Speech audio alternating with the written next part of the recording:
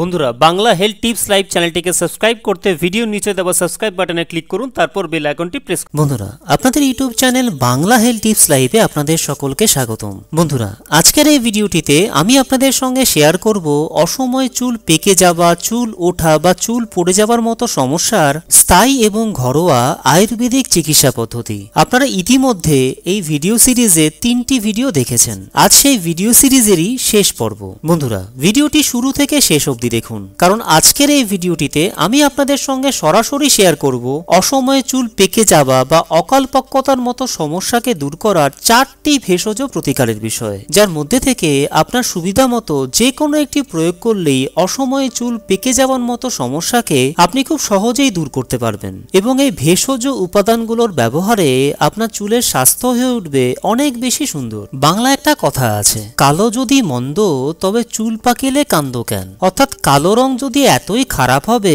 তবে নিজের মাথার চুল সাদা হয়ে গেলে কেন এত ক্ষোভ প্রকাশ করো, কেন এত চিন্তিত হয়ে পড়ো? চুল দ্রুত কালো করবার জন্য তোমার মধ্যে এত অস্থিরতা কেন লক্ষ্য করা যায়? বন্ধুরা এই কথাটি আজ এ কারণেই ভিডিওর একেবারে শুরুতেই আপনাদের জানালাম, কেননা এখন অল্প বয়সীদের নানা মানসিক চাপ, ত্রুটিযুক্ত খাদ্য গ্রহণ, চুলে অতিরিক্ত কেমিক্যালসের ব্যবহার এবং আরো বহু আনুষঙ্গিক কারণেই মাথার চুল পেকে যাচ্ছে এবং চুল কালো করতে তাদের মধ্যেও বাজার চলতি চুল কালো করার ডাই বা কৃত্রিম রং ব্যবহার করবার খুব বেশি প্রবণতা দেখা যাচ্ছে। প্রথমেই জানিয়ে রাখা ভালো যে চুল কালো করার এ ধরনের আর্টিফিশিয়াল হেয়ার কালার স্প্রে বা ডাই চুলে ব্যবহার না করাই উচিত, কারণ বহু ক্ষেত্রেই এ ধরনের কৃত্রিম চুল কালো করার রং ব্যবহার করবার ফলে অ্যালার্জি তো হতেই পারে, তার পাশাপাশি পার্শ্ব প্রতিক্রিয়া হিসেবে তাদের ব্লাডার ক্যান্সার বা মূত্রাশয়ের ক্যান্সার হবারও ঝুঁকি কিন্তু থেকেই যায়। আর বন্ধুরা মাথার চুলে অথবা আমাদের শরীরে যে কোনো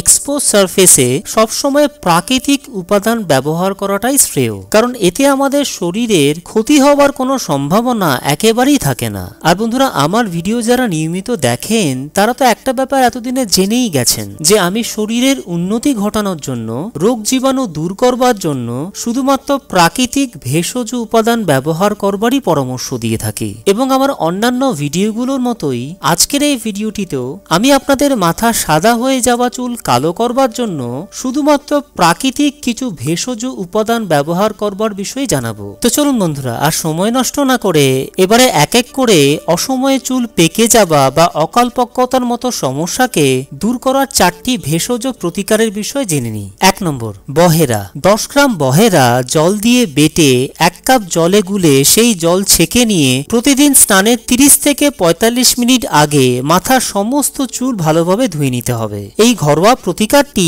আপনাকে টানা 1 মাস পর্যন্ত নিজের মাথার চুলে প্রয়োগ করতে হবে। 2 নম্বর, আমের কুশি। 5 থেকে 6 গ্রাম আমের কুশি থেতো করে তার সঙ্গে 2 থেকে 3 টুকরো শুকনো আমলকি একসঙ্গে 10 থেকে 12 চা চামচ নিয়ে লোহার পাত্রে ভিজিয়ে ছেঁকে নিয়ে চুলে লাগালে অকালপক্কতা রোধ করা সম্ভব হবে। পরপর 20 দিন নিজের মাথার চুলে এই ভেষজ ওষুধটি প্রয়োগ করতে হবে। 3 নম্বর, ভৃঙ্গরাজ পাতার রস, কুচবীজ ও তিল তেল। 200 মিলিলিটার ভৃঙ্গরাজ পাতার রস, 100 গ্রাম তিল তেল ও 15 গ্রাম কুচবাটা নিয়ে একটা পাক তৈরি করতে হবে। এই পাক একটানা 20 দিন নিজের মাথার চুলে প্রয়োগ করলে অকালপক্কতা বা অসময়ে চুল পেকে যাওয়ার মতো সমস্যার হাত থেকে মুক্তি পাওয়া যাবে। 4 নম্বর, মেহেদি পাতা, হরিতকি ও কেশুত পাতার মিশ্রণ। একটি হরিতকি ও 10 গ্রাম মেহেদি পাতা থেতো করে আধপোয়া জলে সেদ্ধ করে অর্ধেক মতো থাকতে নামিয়ে নিন। এরপর ওই মিশ্রণ ভালোভাবে ছেঁকে নিয়ে ঠান্ডা হলে প্রতি সপ্তাহে 2 থেকে 3 দিন মাথায় লাগান টানা 1 মাস পর্যন্ত।